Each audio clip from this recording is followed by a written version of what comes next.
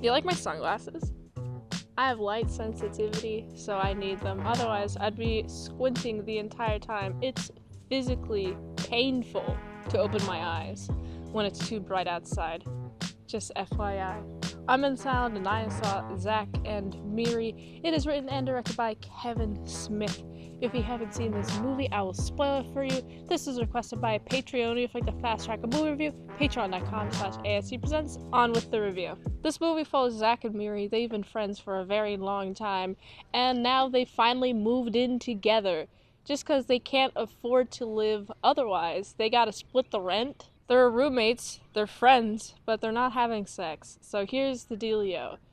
They are running out of money. Well, not even running, they're out of money. They're tapping out who they can loan money from. And I find this situation hilarious, just because the way in which they handle not having any utilities and the utilities being cut off one by one is pretty funny. Their electricity goes out, their water goes out, and what do? Miri is the chick, and she is taking a shower, and she suddenly is out of water and she needs to rinse her hair. And so Zack has to take water from the toilet, the back part where there's clean water. Take the water from the toilet and just start pouring water onto her head to rinse the shampoo out of her hair. They don't have any heat, so they take one of those metal tin bowl things that the homeless usually stand around and have like a bunch of fire going. And they have that happening in the middle of their living room. And I'm just thinking, what about the carbon dioxide? What about the everything about a fire that you wouldn't want to happen inside, but you're having it happen inside? Like, what if everything around you starts to catch on fire? They go to their high school reunion. They meet this lovely gay couple, and one of them does adult films, and he's like, oh yeah, I've seen the viral video of you, Miri, because they also work at a coffee shop, Zack and Miri, and oh my goodness, she decides to change in front of open doors. And there's these two, I think they're either young adult or like old teenager. They're taking a video on, I love the flip phone, just the narrow flip phone. They're taking a video and they film Miri changing, and she has like these granny panties and they're cute. She looks good in them. And then they put that online and she's now famous. And I'm like, okay, I don't like that. I don't like that you did that just because that's an invasion of privacy and she didn't consent to that. And when she heard the news, she was like, what? She felt violated, which I felt like is the right reaction. She should feel violated. She didn't put this up herself. And now she's getting famous online, specifically for this video. And I think, why did this get famous online? I don't understand. So Zack and Miri be talking, man, we need to pay our bills off. What do we do? And they're like, okay, what if we got into adult films? And then they have this whole collab session, which seems to really rejuvenate Zack. Zack before this period was like, just lounging around. He didn't really have an interest. He was kind of going around just doing life on autopilot. But now he's like, okay, I have something to look forward to. He's really enjoying directing. And Miri's a little bit hesitant. The central core conflict is that Zack and Miri are like, oh, we're not going to let this change anything about a relationship. You can't. No, it rarely ever happens where you have sex with your friend and nothing has changed after that. No. Obviously, they have romantic feelings for each other, but they won't ever confront each other about it. To the point where you got this chick. She's supposed to do a scene with Zack. This chick asks Miri, hey, can I sleep with them to get, comfortable before the scene tomorrow? And Miri's like, well, you can ask him. And then the chick goes to Zack, talks to him. And I like the looks that they have each other, because it's obviously there's some intensity there. I'm like, oh no, there's some tension, there's some conflict that's unresolved. Oh boy, they're both gonna be really sad.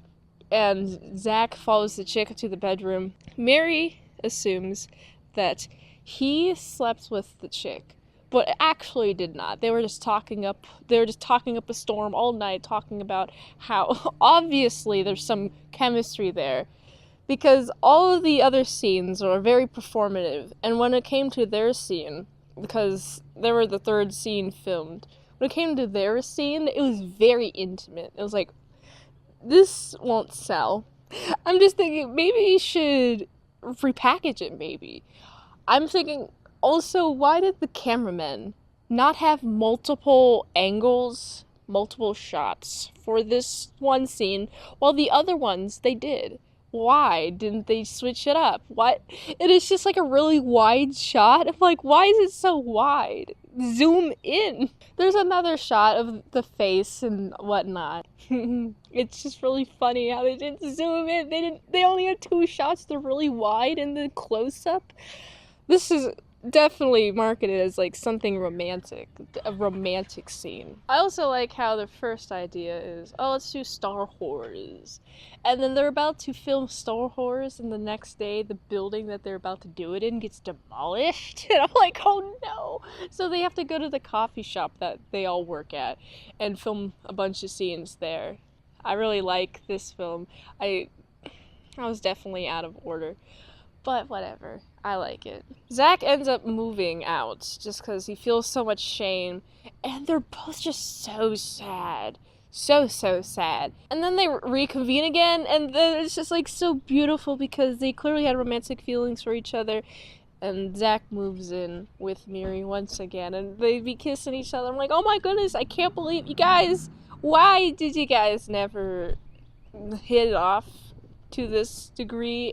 I know you guys had some sort of boundary that you guys were keeping, but you guys were friends for so long. You guys know each other better than other people do. I feel like you should consider that in having a partner. You guys have definitely known each other for... Looking great, Leia. Thank you. You guys have known each other for so long. You guys have the right chemistry. You can't really recreate that chemistry very well unless it's like, whoo, wow, I found the right person. And that is so rare. I don't even know if it happens to everybody. It's so rare. I just find it interesting that you guys kept a gatekeep on the sexual part of your relationship until just now. Until you guys started making adult films. That is when you guys were able to explore that you guys had romantic feelings for each other, and I like that. I enjoyed this film. There was this one part where it was a gross joke. I didn't like that part.